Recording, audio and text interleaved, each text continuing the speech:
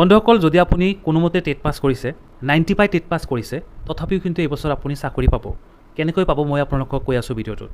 কাৰণ ইতিমধ্যে আপোনালোকে জানে যে কেবিনেটত যি সিদ্ধান্ত হৈছে যে এই বছৰ যি ৰিক্ৰুটমেণ্ট হ'ব শিক্ষক নিযুক্তিৰ, তাতে টেটৰ নম্বৰকহে বেছি গুৰুত্ব দিয়াৰ কথা উল্লেখ কৰিছে। যে টেটত যিসকলে ভাল নম্বৰ পাইছে সেইসকলৰ চাকৰিটো নিশ্চিত।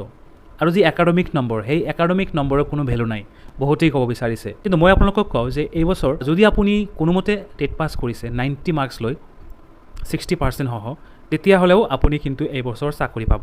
কেনেকৈ পাব মই আপোনালোকক বুজাই দিবলৈ চেষ্টা কৰিছোঁ।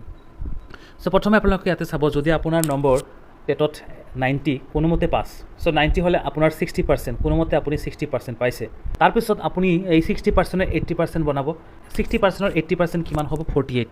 এতিয়া যিহেতু আপোনালোকে ইতিমধ্যে জানে যে এল পিৰ ক্ষেত্ৰত এই বছৰৰ পৰা গ্ৰেজুৱেশ্যনৰ নম্বৰ এড কৰা হ'ব, যাৰ ফলত গ্ৰেজুৱেশ্যনৰ যিসকল নম্বৰ ভাল, হায়াৰ ছেকেণ্ডেৰীত যিসকলৰ নম্বৰ বেছি ভাল নহয়, গ্ৰেজুৱেশ্যনত ভাল, তেনেহ'লে কিন্তু সিহঁতে এল পিৰ চাকৰি পোৱাটো পচিবিলিটি বৃদ্ধি পাব।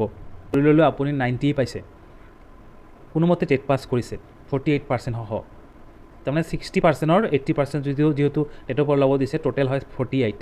আৰু হায়াৰ ছেকেণ্ডেৰীত যদিও আপুনি 80 পাইছে বা কমো পাইছে, যদি আপোনাৰ 60 আছে, তেনেহ'লে আপুনি অপেন স্কুলৰ পৰা ইম্প্ৰুভমেণ্ট স্কিমৰ জৰিয়তে নিজৰ নম্বৰ বৃদ্ধি কৰিব পাৰিব।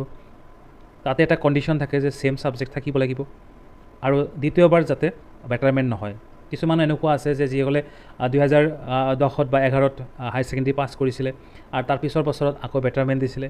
চ' তেনে ষ্টুডেণ্টৰ ক্ষেত্ৰত কিন্তু এইটো নহ'ব যে আকৌ এবাৰ সিহঁতে ইম্প্ৰুভমেণ্ট কৰাব নোৱাৰিব। বেটাৰমেণ্ট একবাৰে হয়, আৰু যিটো আগত যদি কোনোবাই বেটাৰমেণ্ট দিছে, এতিয়া আৰু বেটাৰমেণ্ট স্কিমত সেই সুবিধা নাপাব।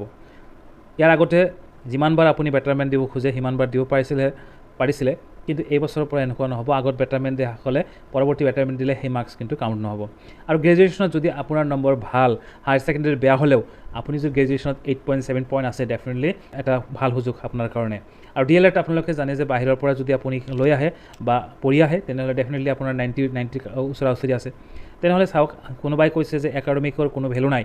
5% যদি আমি ধৰোঁ, 91ৰ 5% কিমান হয়? ডি এল এডৰ 4.55। আৰু গ্ৰেজুৱেশ্যনৰ যিহেতু 10%, 82 হ'লে 8.2 হ'ব।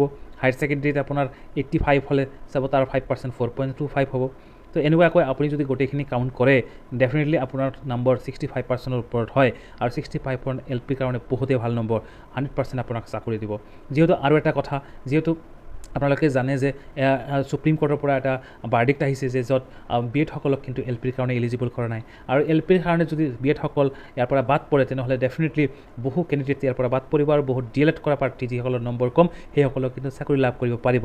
চ' আপোনালোকৰ এতিয়াও আশা আছে, যদি আপুনি টেট পাছ কৰিছে কোনোমতে, তেনেহ'লে যদি আপুনি একাডেমিক নম্বৰ ইম্প্ৰুভ কৰিছে, যিহেতু অলৰেডি বহুতেই কৰিলে আৰু বহুতেই বাহিৰৰ পৰা ডি এল এড লৈ আহিলে, চ' আপুনি যদি তেনেকুৱাকৈ কৰিছে, ডেফিনেটলি আপুনি এইবাৰো চাকৰি লাভ কৰিবলৈ সক্ষম হ'ব। চ' এল পিৰ ক্ষেত্ৰত এইবছৰ বহুতখিনি কাট অফ কমিব আৰু আপুনি চাকৰি পাব কম নম্বৰতে। কাৰণ আপোনালোকে জানে যে বহুতকেইটা কণ্ডিশ্যন, বহুতেই এনেকুৱা আছে যিসকলৰ গ্ৰেজুৱেশ্যন কমপ্লিট হোৱা নাই, সেইসকলক কিন্তু এল পিৰ পৰা বাদ পৰিব। লগতে আপোনালোকৰ বি এডসমূহ বাদ পৰিব। চ' জেনুৱেন যিকেইটা ডি এল এড কৰা আছে সেইকেইটাই কিন্তু, আৰু গ্ৰেজুৱেশ্যন কমপ্লিট কৰা আছে সেইকেইটাই কিন্তু এপ্লাই কৰিব আৰু চাকৰি সেইকেইটাই লাভ কৰিব। চ' বহুতে ভাল সুযোগ এইবছৰ আপোনালোকৰ কাৰণে। আপোনাৰ যদি নম্বৰ 90 আছে, তেনেহ'লে ডেফিনেটলি আপুনি এটা চাকৰি লাভ কৰিবলৈ সক্ষম হ'ব বা আশা কৰিব পাৰি। এয়া আছিল আজিৰ এই গুৰুত্বপূৰ্ণ ভিডিঅ'টো। আশা কৰোঁ ভিডিঅ'টো ভাল পাইছে। ভাল পালে লাইক এটা কৰিব, আৰু আগলৈকে এনেকুৱা ভিডিঅ' পোৱাৰ বাবে মোৰ চেনেলটো ছাবস্ক্ৰাইব কৰি থ'ব। Thank you so' much for ৱাচিং।